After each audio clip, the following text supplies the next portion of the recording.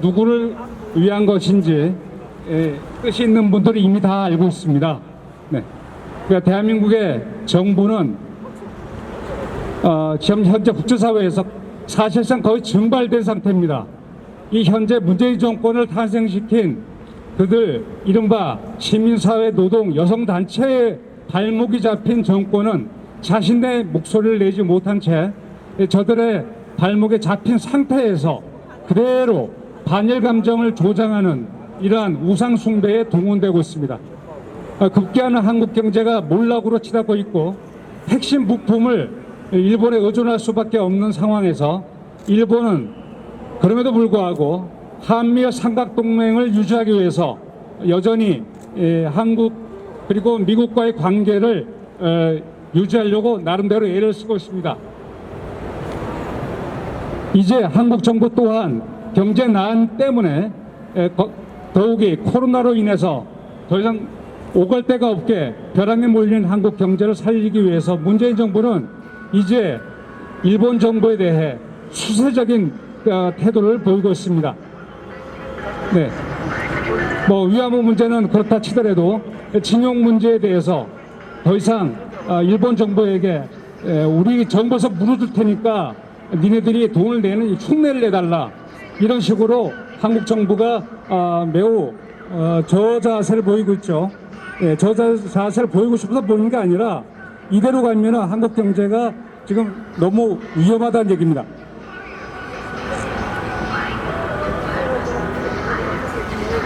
네, 저희 공동회는 이 진실을 전하기 위해 오늘도 이렇게 나와 있습니다. 네, 김대중 정부, 박근혜 정부는 위안부 문제를 종결지었습니다. 재밌잖아요. 네? 김대중 정부의 후신이라고 하는 문재인 정부가 김대중 정부에서 해결한 위안부 문제를 여전히 문제를 오히려 확대시키고 있습니다. 그러니까 김대중 정부에 반하는 정부가 되는 거죠. 노무현 정부는 어떻게 했어요? 강제동원, 징용 문제에 대해서 노무현 정부는 해결을 했습니다. 그래서 더 이상 강제동원에 관한 개념으로 한일 청구권 협정을 다시 재활용하는 것은 맞지 않다. 그래서 당시 이해찬이 위원장이었고 당시 민정수석이었던 문재인 대통령이 위원이었어요. 민간공동위에서 더 이상 강제동원 문제는 거론하지 않는 게 맞다고 이미 결정지은 사안인데 문재인 정부 다시 끄집어낸 거예요. 문재인 정부는 김대중 정부를 반대하고 노무현 정부를 반대하는 세력입니다. 적어도 위안부 문제, 강제동원 문제 여기에 대해서는 노무현 정부, 김대중 정부에 반하는 그러한 입장을 가지고 있는 게 문재인 정부입니다. 마치 박근혜 정부만 반대하는 게 그런 게 아니에요. 오히려 박근혜 정부는 김대중 전 대통령의 대일 외교를 그대로 같이 함께 했습니다.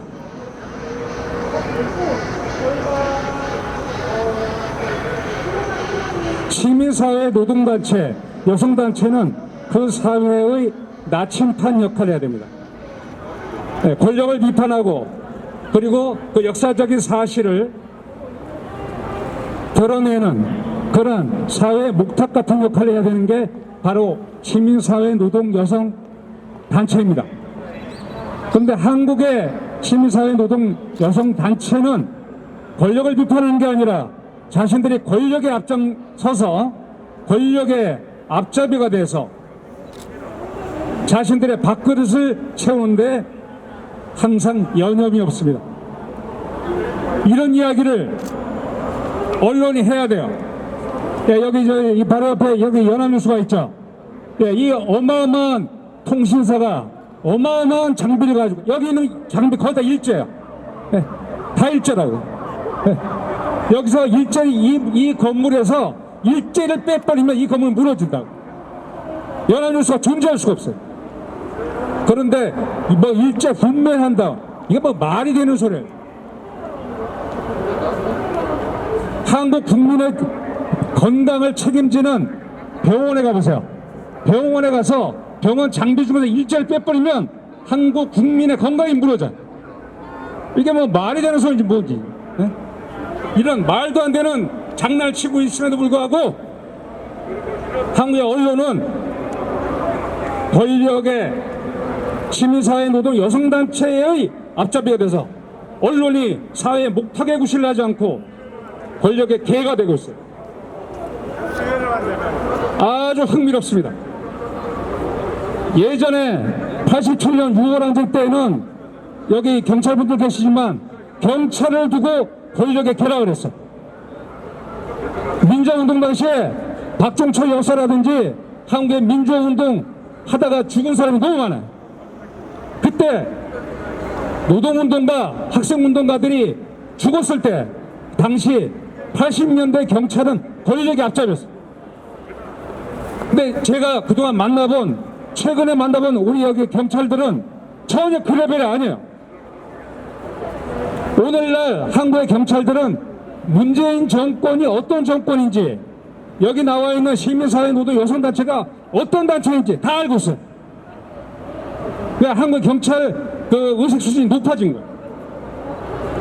그런데 정반대로 민주화 운동을 했다고 하는 그런 자들이 권력의 개가 돼 있어요. 세상이 이제 180도 바뀐 거라고.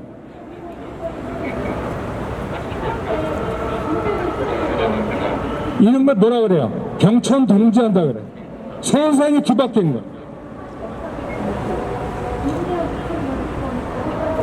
어떤 대통령도 우상이 될 수 없어요. 어떤 대통령도 잘한 게 있고 못한 게 있어요. 그래서 우리는 역사를 평가할 때 공과를 얘기합니다. 그런데 저렇게 동상 갖다 놓고 비나이다 하면서 기부금 걷어 후원금 걷어, 그게 누굴 만들었어요? 윤미향 같은 괴물을 만들잖아.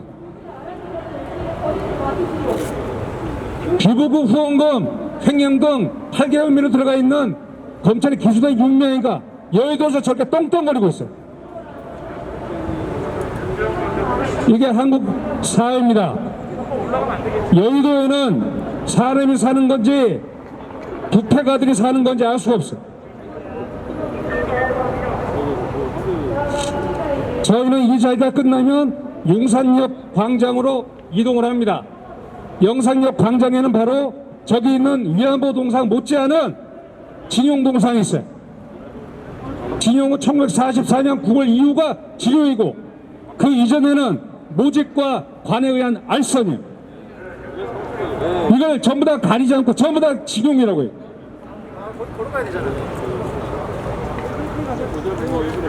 한국 국민이 일일이 이런 걸 공부할 시간이 없어요. 한국 국민 특히 코로나 때문에 먹고 살기 힘들어가지고 지금 하루에 얼마나 많은 사람이 죽는지 알 수가 없어요. 코로나 이전에도 한국에는 하루에 40명이 자살을 해요. 스스로 삶을 내려놓는 사람이 하루에 40명. OECD 최고의 자살률을 기록하고 있는 나라예요. 이런 나라에 이제 코로나까지 난리가 났어요. 이제 뭐 먹고 삽니까? 철밥통이라고 하는 정규직 공무원들이나 밥 먹고 살지 지금 자영업자들 먹고 살 방법이 없어요.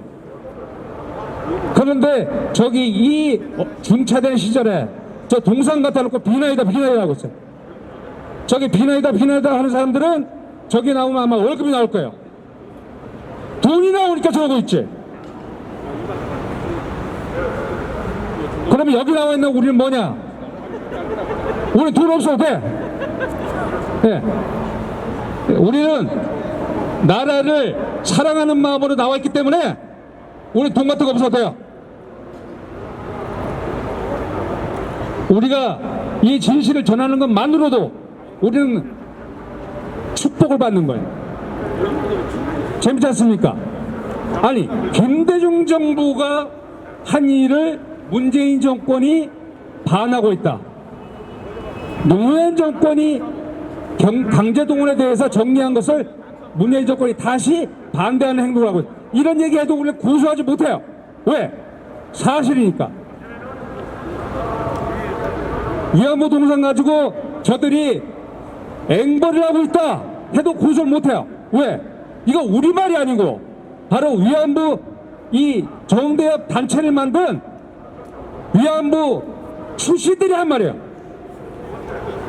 윤명희가 신부름하던 윤명희가 대표가 되더니 맨날 기부금 후원 가지고 앵벌이하고 있다. 부산에 있는 바로 뭐예요? 부산 정대협 대표 또 누구? 예, 돌아가신 신미자 위안부 이분들이 다 하는 얘기예요. 우리는 저들의 위안부 관련 위안부들의 목소리를 들려주는 거예요. 위안부도 옳은 말하는 위안부가 있고 정치적으로 장난치는 사람들이 있어요. 네, 뭔가 좀 들렸어요 지금. 네. 준비했습니까?